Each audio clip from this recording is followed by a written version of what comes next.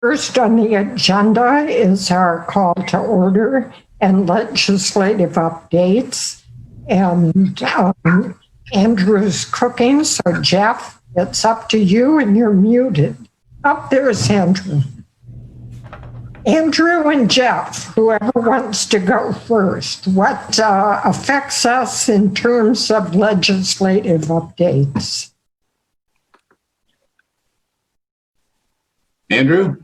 Well, I guess I'm sure as part of the agenda, we'll discuss Arts West going on. So I'll wait in that regard. But there really isn't much else that I have as far as legislative updates at the moment from the administration, other than to say that we have received the letters and the emails and the information from the public and from members of AMAC, et cetera, and we can discuss that. Jeff, anything to add? No, not really. I'll just echo what Andrew mentioned. Everyone in council has been getting the copies of the same letters concerning Art West. Council has not discussed it formally within council. Right. At the moment, we consider the matter as merely a matter of personnel and finance within the administration. And if and when the administration makes the decision about whatever they'd like to do, and if they would require council approval, then council is ready to move on it. Right. The only thing I thought could impact us is that some care funds have been received by the city. I actually watched city council last night, so I'm aware of that. Right. From my understanding with the care is that the monies have to be spent on something that is directly related to COVID. Right. There seems to be some issue or dispute about whether or not those funds could be used for personnel. So, right. If you had a situation where hypothetically you needed a COVID health officer, enforcers of some type, say, for example, you wanted someone within the city to go to all the restaurants and bars and check up and see if the ordinance is being observed.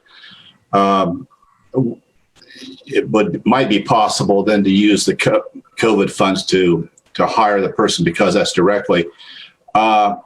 But if revenues drop off, say, in the water department, and we were going to lose an employee, could we use those COVID funds to keep that person on board? That's where we get into, is that really COVID directly related, or is it not? So it gets really complicated.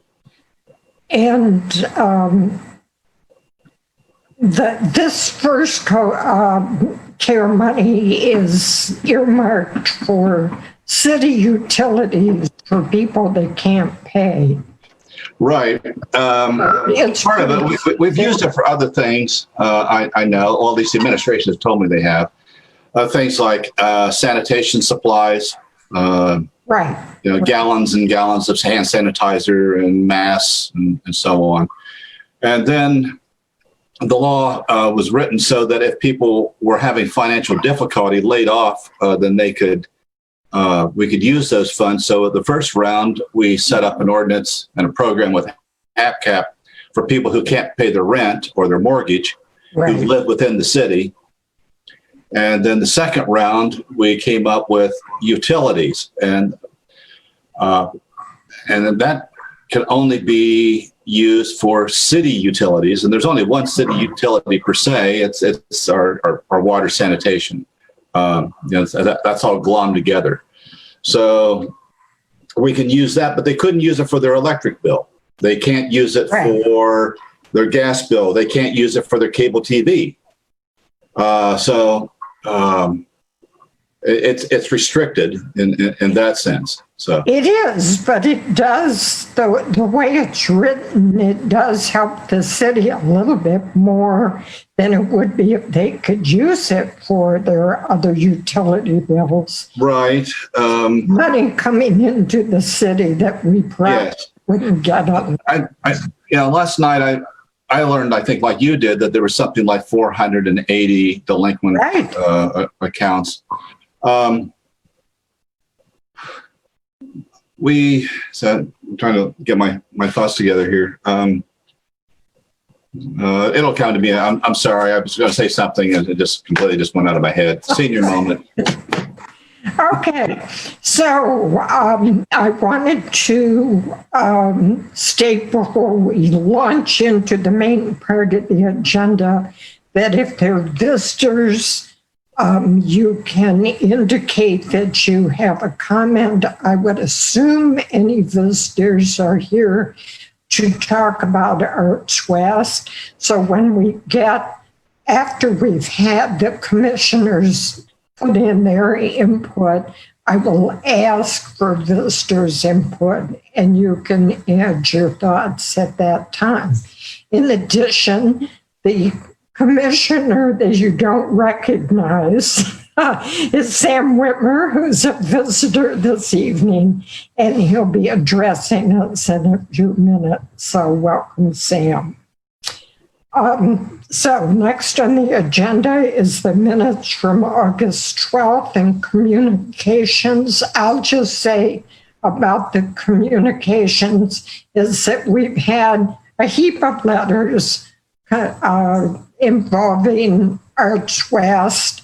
The main points that most people dwelled on was that is the only arts position in the city, that it's a highly valued program, and that it is time now to begin the planning for programs and budget for next year, and we are rudderless. So those were the main points that people were extremely upset about. And some of those people may be waiting to talk later. So minutes, Josh, take it away. Yeah, did anyone have any questions on the minutes? I sent out the minutes as well as all of the letters that were sent to the AMAC email address. Appreciate it. Thank you. Yeah. I do have something for the minutes. Mm-hmm. Within the Arts West discussion, would it be prudent to add that the guests who were the guests that spoke about Arts West, bringing up their frustrations as well as, offering their assistance to help, things like that. That was my only addition. Okay, so specifically adding their names and their frustrations and then their offers of help for the record? Yeah. Okay. Thank Is you. that a motion? Do we have a motion? I'll second it. Okay. All those in favor? Aye. Aye. Aye. Opposed, the same? Okay. And question for the group, should I include the letters as part of our minutes? Are they part of the public record since they're sent to AMAC? Sure. They're definitely public record in any case. Once they were sent out to the various public officials, they're fair game for anybody. Okay. Right. And they were sent to city council as well and the mayor as well. So those people have them. But yes, having them as part of our record is a good idea. So moving on. Next is our guest, Sam Whitmer, who wants to talk to us about a project of his. All right. Is everyone able to hear me, first of all? Okay, What? great. What? All right, so, I saw nodding, so I think that's a good sign. All right. So first of all, thank you so much for inviting me here. It's a real pleasure to be speaking with you all today. For those of you who don't know me, my name is Sam Whitmer.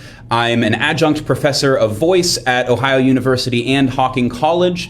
I'm also an Athens native. I've lived here since I was around 2, so I have been heavily invested in the arts community in Athens for my entire life, or at least for my entire memory, both as a student at OU, I'm an OU alum, and also just as someone who grew up in Athens and enjoyed participating in the rich artistic community that we have here.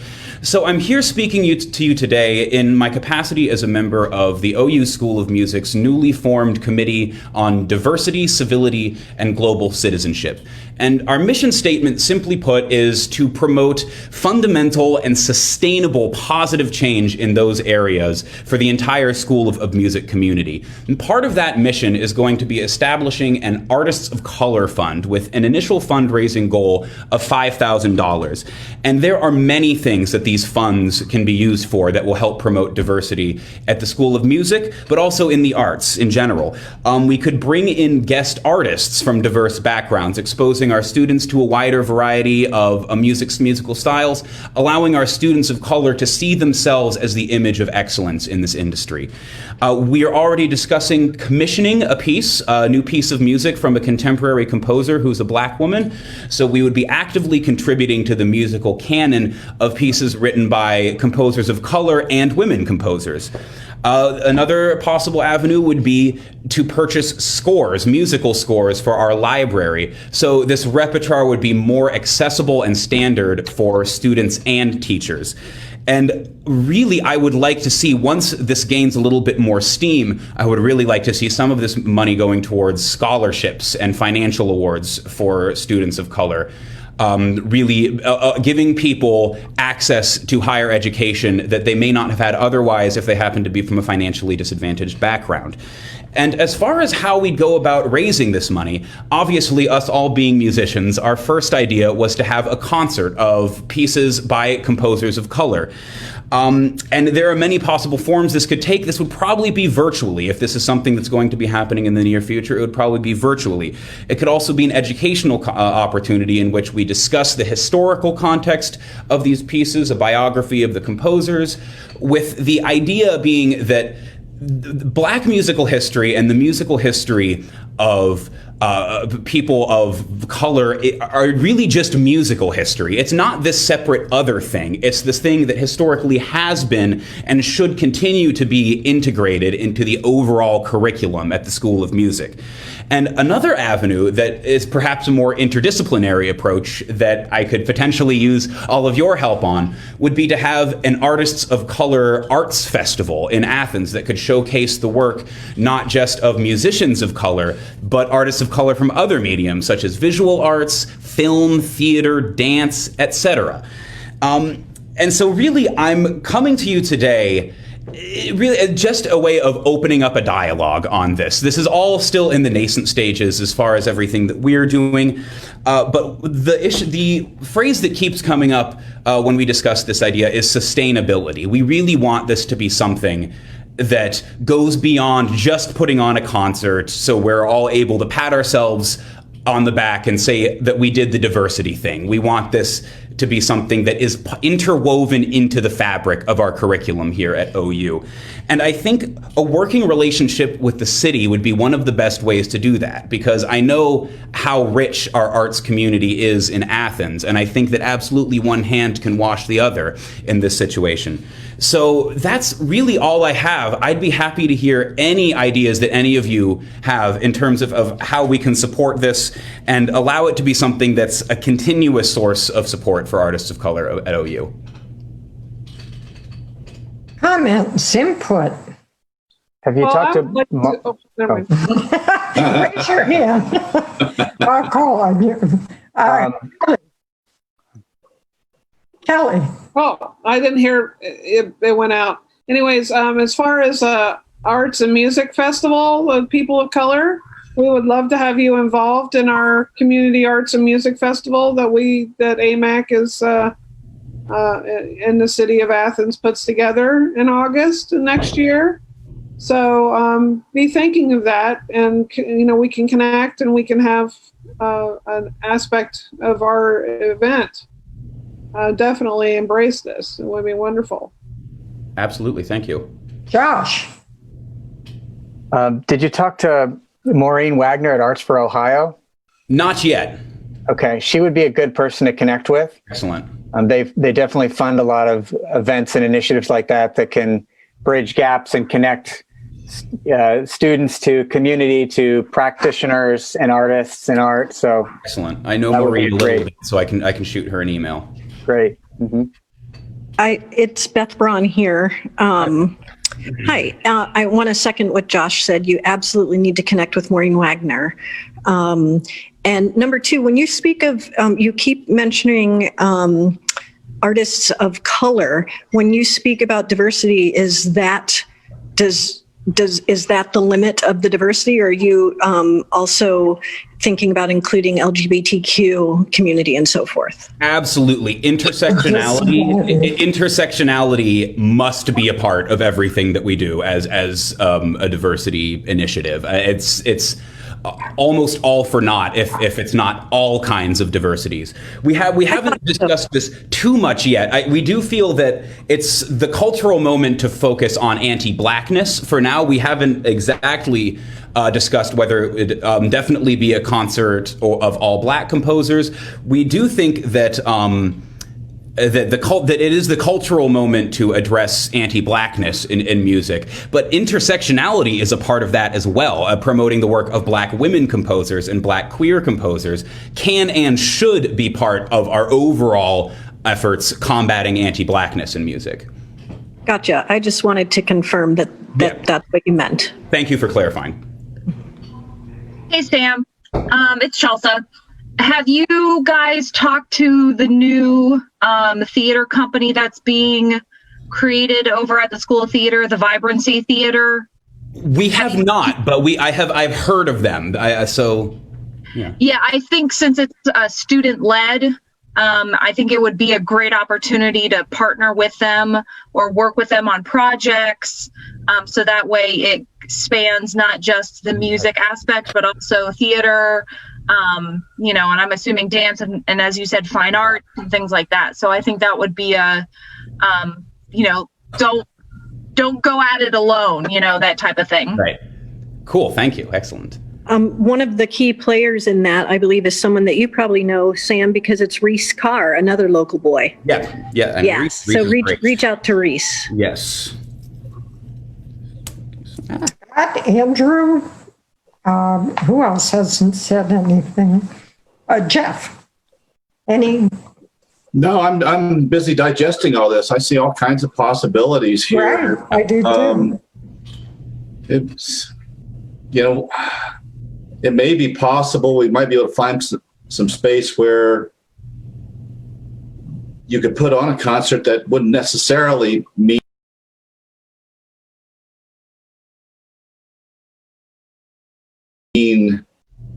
virtual, perhaps like a concert out on the green, like we used to do in the summers. I mean, you got lots of social distancing room there, and great acoustics. And I just happen to know a female Thai composer. Really? Yes, who is currently working in Belgium. Of all places. Would that qualify? Is that person? Absolutely. Yeah, no, like we haven't discussed how exactly we're going to do this, but definitely, even if for this semester or for now we're focusing on anti-Blackness, we absolutely are going to, if that is what we're doing, we're absolutely going to expand that at some point. And yeah. What is her name? Oh, boy. I'm sorry, I couldn't begin to pronounce it. I always called her Pat. That's no problem. But I'll get back with you on that, okay? No problem. Yeah, you could always shoot me an email. Sam, it's Scott. Hey, Scott. Nice to see you. Good to see you. I hope everything's going well. I've got a lot of ideas and some resources that maybe we could talk about moving forward. Just because, with the music program at Hocking, I've got a bunch of people who are interested in working on some projects. I've also got some resources in terms of space to film things and cameras and things like that. So if we go that route, I mean, I know that OU probably has some stuff too, but since we work together out there too, that's something that we could talk about for sure. Absolutely. The possibility of, and I can't really speak for ownership of the union, but a possibility of some different locations where there is a stage that the room is closed because the union is closed right now. I can't commit them to that or anything like that, but I love the idea of working with you on something like this. So definitely, that's a great idea. Yeah, the union. That's a just reach out to me and we can talk more offline. I was going to say we always just chat on the phone about it or something. Yeah, sounds great. Whoa. So I lost my pencil. Yeah. Sam, Beth Braun again. Though it will sound biased, you should really reach out to Professor Roger Braun. He is deeply Why would you be biased about that? he is deeply committed to diversity in music, and he is constantly programming music by persons of other cultures and countries, and he had an all-female concert last spring.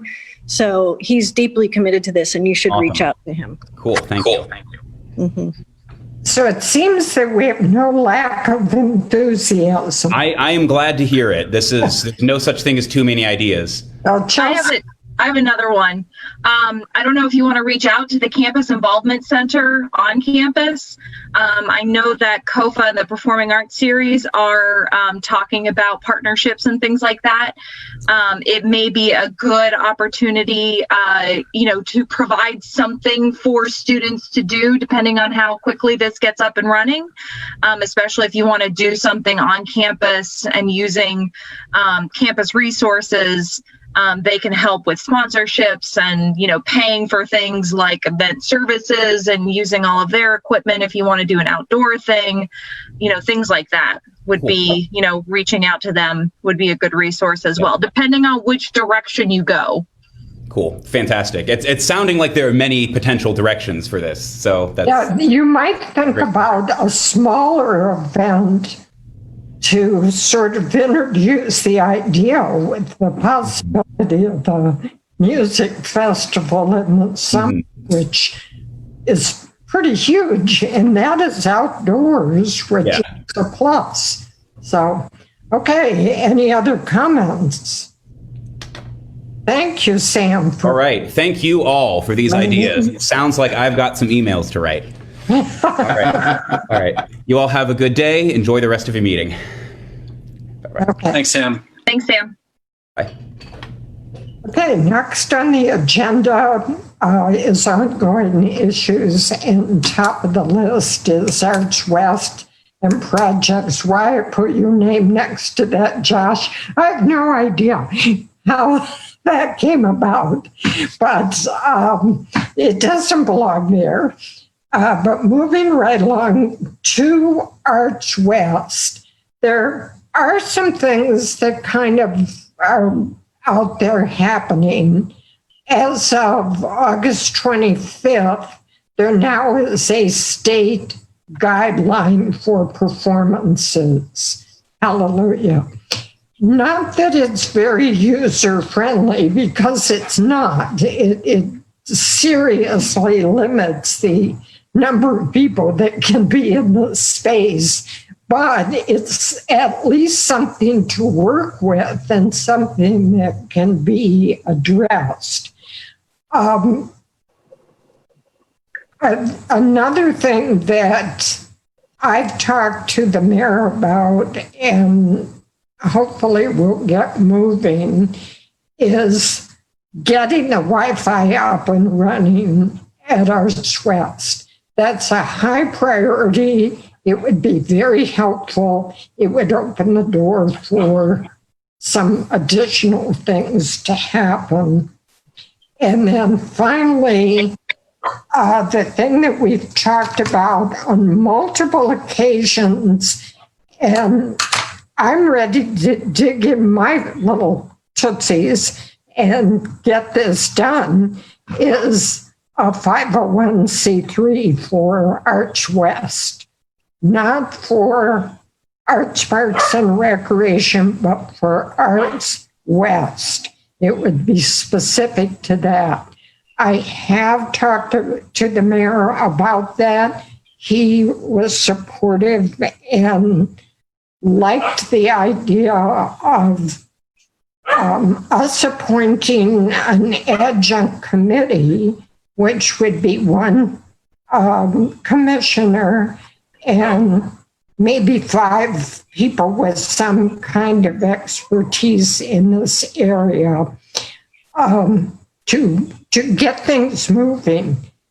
I would say it would take a minimum of 6 months to get it just sorted out and get the basics in line and the legalities.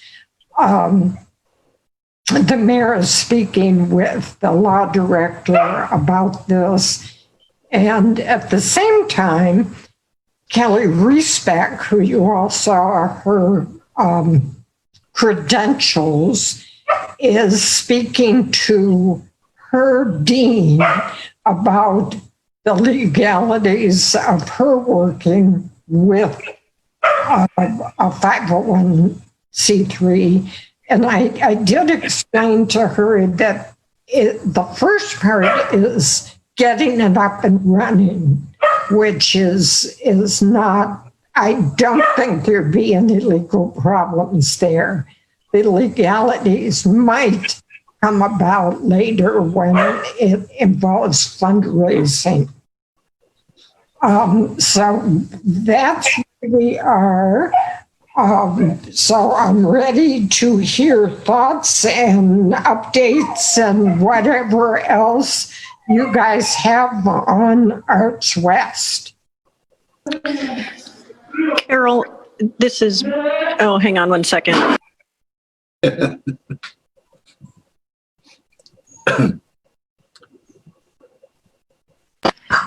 Sorry about that. I'm in the lobby of a hotel. And I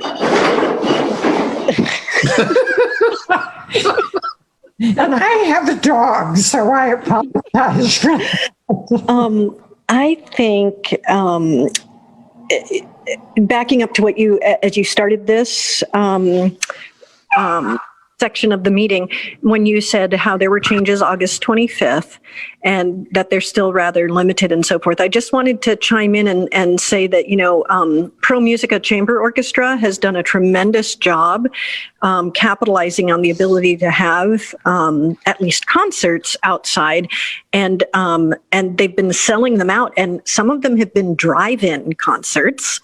So it just is something to look at for ideas. The executive director there is Janet Chen, and I'd be happy to reach out if that's helpful in any way, but just look at what they've done. They're really making the most of this troubled situation. So. And we did talk previously about the possibility, maybe it wasn't with you guys, but the possibility of a drive-in event on the top of the parking garage. I'm game. It may be better suited, in an area that has more parking, maybe like at the community center or something. That too, sure. But anyhow, those are there are just some good examples, even regionally, that are happening, I think, for us to look at. West Side Ballpark, a lot of space there, a lot of parking. Bathrooms aren't much, but that's Andrew's fault. Getting the dog.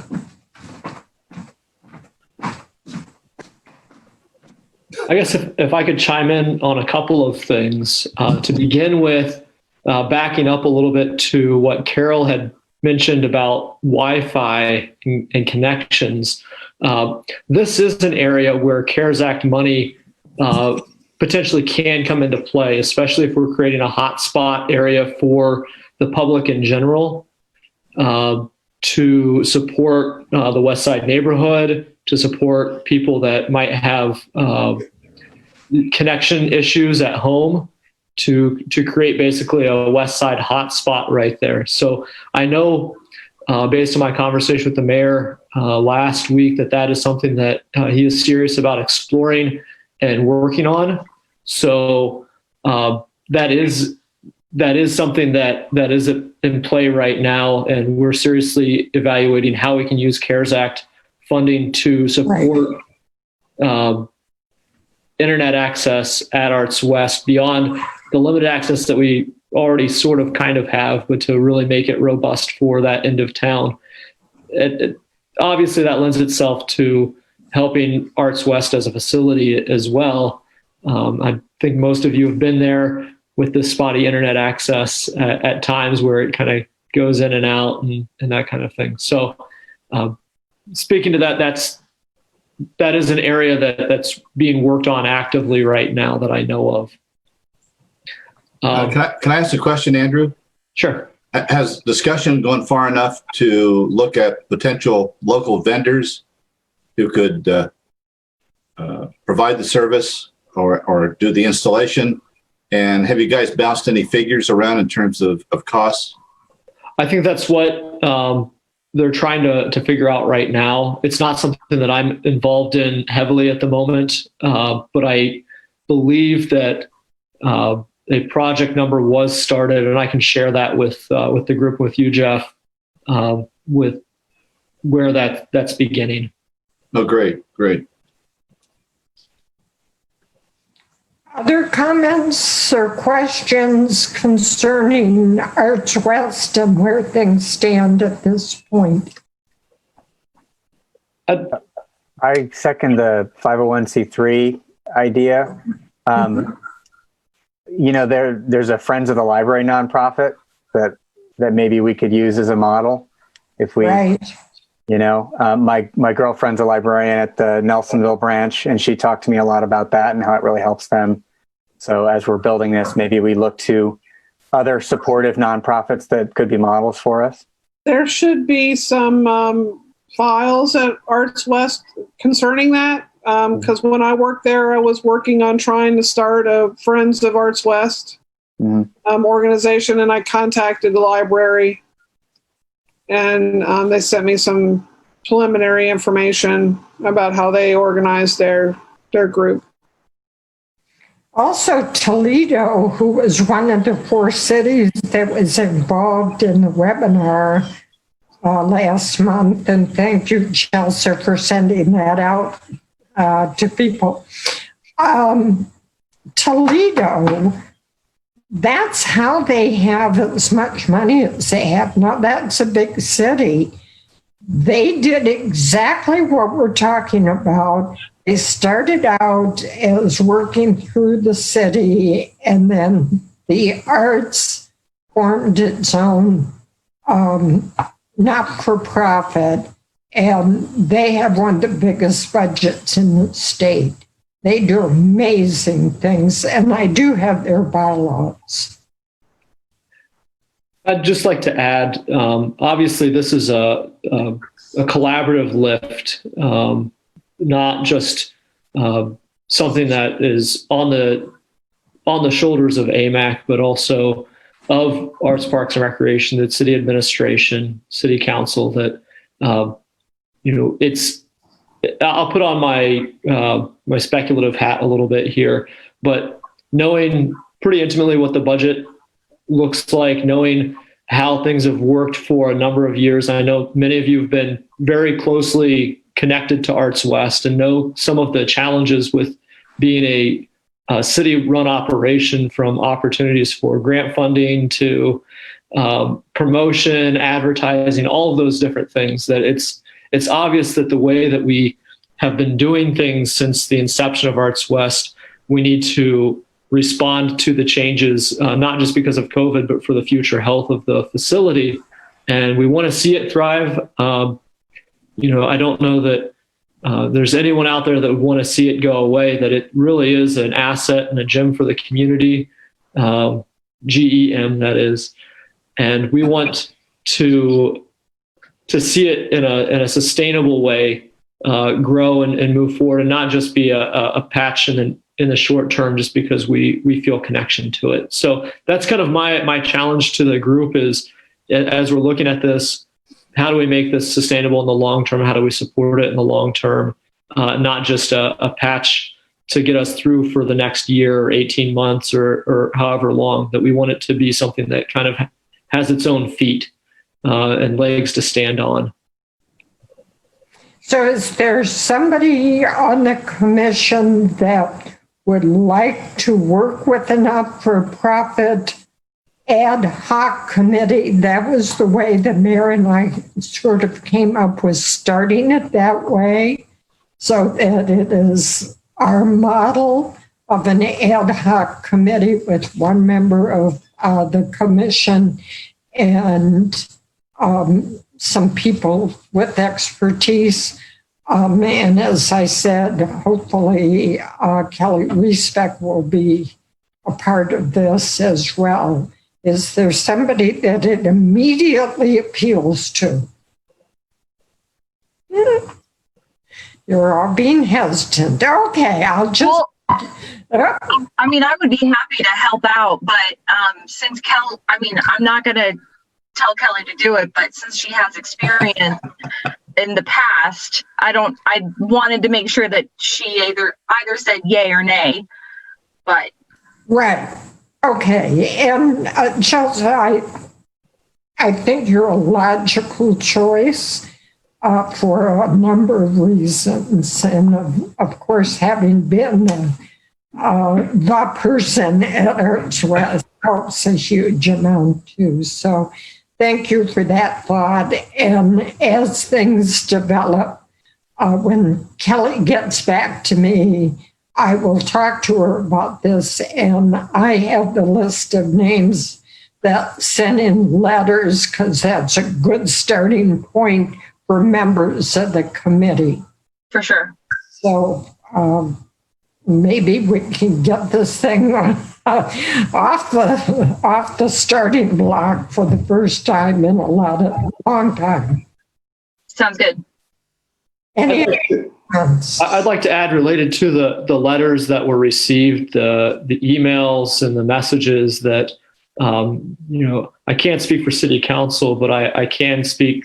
The administration has, as they've come in, read those letters. I can speak for myself that I appreciate the passion that the community has and how active people have been with their care for Arts West, to see that expressed in that way. Obviously, and this was expressed at the last meeting, decisions are hard, and especially during this time. But it is encouraging to see the amount of activity and how passionate people are about Arts West and the long-term health of the facility. So not just about throwing in $10 or $15 to try to keep it going a little bit longer, but people offering their help and expertise, and that's very encouraging. So I just want to acknowledge that we do appreciate the letters and the messages that were sent. They were very heartfelt communications and much appreciated. At this time, if there is anyone that's waiting to speak about Arts West that's out there beyond our squares, our Hollywood squares, this would be the time. What does that chat mean down at the bottom? I don't see any other attendees on the list, Carol. Well, I know, but what's this? I may disappear. Oh, okay. It's Beth Brown saying, hello, I'm here. She's there. Yeah, so That was a while ago. I got that. Okay, so if we have no further comments, and I do feel that people have felt listened to as we've moved forward on it. There's been a lot going on out there. And so kudos to everybody that expressed their passion for keeping Arts West and the arts in general up and a vital part of our community. Thank you, thank you, thank you. Okay, Art Outside the Box, Kelly and Ann. Oh, no, Ann. Yeah, this is actually it's in Ann's court right now because she's in charge of working with the artists who were accepted. Okay, so, but I know, put this line in here. In the conversations with the mayor, he asked if the Art Commission would consider designating the $3,000 that had been put aside for the music festival for this year that will disappear in December if we are willing to put that towards the Art Outside the Box, that he will come up with the other $2,000 to pay the artists. So the artists will be paid, and then the 2021 budget can include the actual production of the artwork. So any comments on that? I think that's terrific. As a matter of fact, I'll move that I so move. I second it. Okay, any additional comments? Good idea. Yeah, I was quite excited. So all those in favor? Aye. Aye. Aye. Opposed? The same? It was too slow. Carried unanimously. Thank you, thank you, thank you. Next on the agenda, is there an update on the AMAC policies? Chelsea Peterson, more of him. So I added what I'm working on in the AMAC resources. I'm still about maybe more like halfway through. Okay. So if anybody really wants to go in there and see what I'm working on, it's in there. It's 2020-0909 AMAC Public Arts Policies, 2020, I think, but it's in the resources.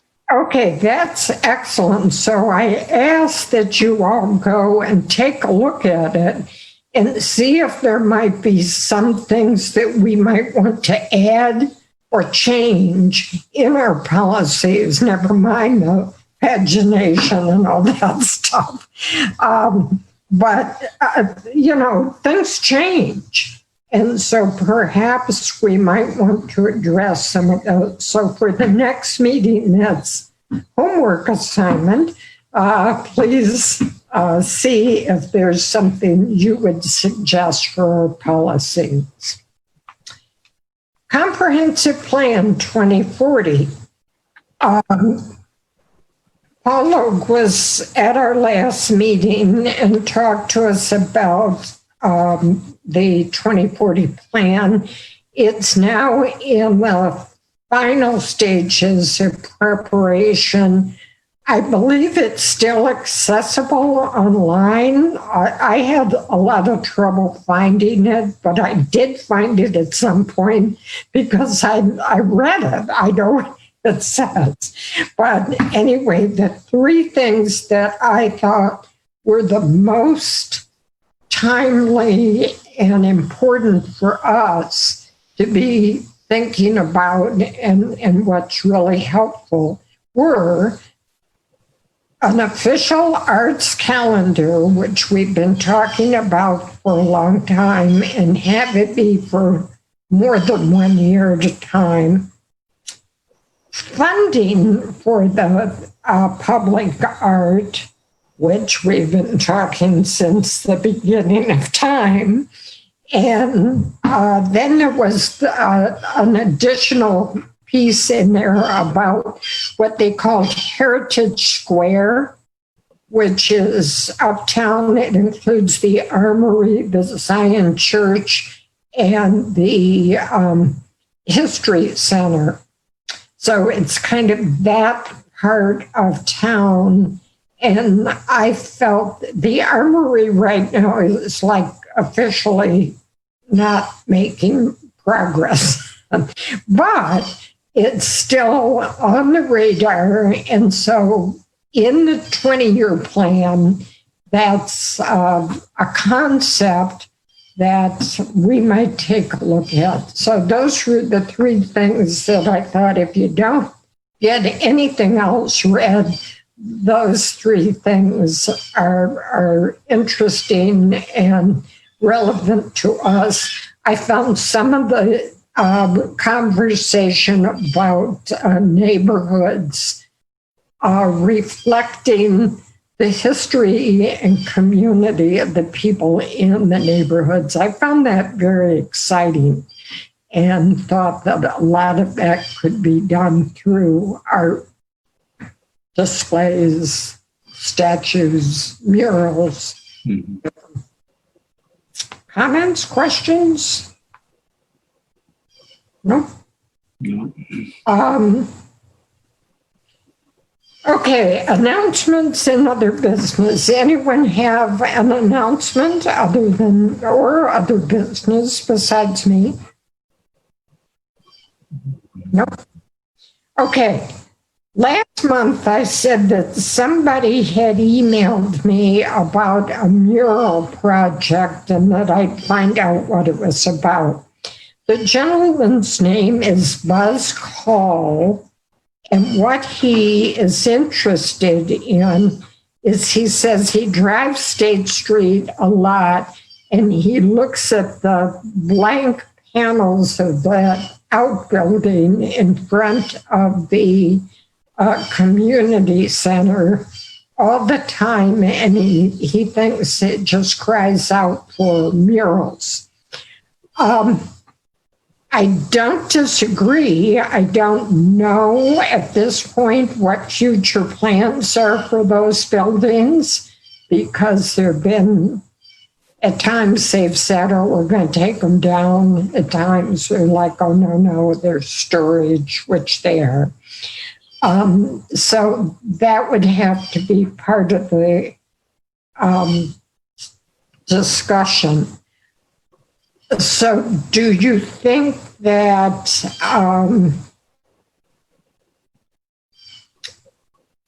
he also said he'd make some donation towards this, so the financing is part of it. How would it be financed? And he liked the idea of a unity theme, Athens Unified. And he also didn't propose like a RFP and getting artists in to create a mural, but rather he thought that it was appropriate for school kids. Now, how that would happen, we'd have to take a look at and get the art teachers involved in some way. So, thoughts? No, theoretically, I think it's a great idea. Jeff? Just on theoretically, it sounds good. Whether or not the buildings come down eventually really is beside the point. I mean, public mural art is it's never permanent anyway. It changes, and it should, unless you're, Rivera Garcia or someone like that. You say it is Buzz Call? Yes. Okay. If it's the same one I'm thinking of, that'd be old Dr. Call's youngest son. He worked for COAD. He's retired. Okay. I went to school with him, I think. And he doesn't like Zoom meetings. Who does? I do. It's the only bubble I have. getting one of the things that we'd have to, if this thing could get financed and if you could actually get it rolling, or we could, or someone, in these days of COVID, you'd have to work out some way where if it was a community art situation with children, kids doing it, that they are adequately protected, separated, supervised. Right. And that's going to take some, probably more logistics than just getting buckets of paint and a brush. Right. Well, he addressed that a little bit. He said that he felt, now he was thinking, oh, if it was done right away. I said, we don't move that fast. and so he said, well, if they were still being socially distanced, that they could do one panel at a time, that so not so many people would have to be there. And a possible way to do it would be not unlike the way the Arts West wall was done, where it was sketched on by an artist, and then the children came and filled it in. That's a possibility. I mean, right now is not a time to be asking for money to fund it, but I think that it's feasible. Two things are feasible: that it could be a pretty low-cost project. Yes. The other thing is that it's going to take a while to get it up and running, and so maybe we'll be normal again. You think? So could this be a project that the 5013C Arts West organization would manage?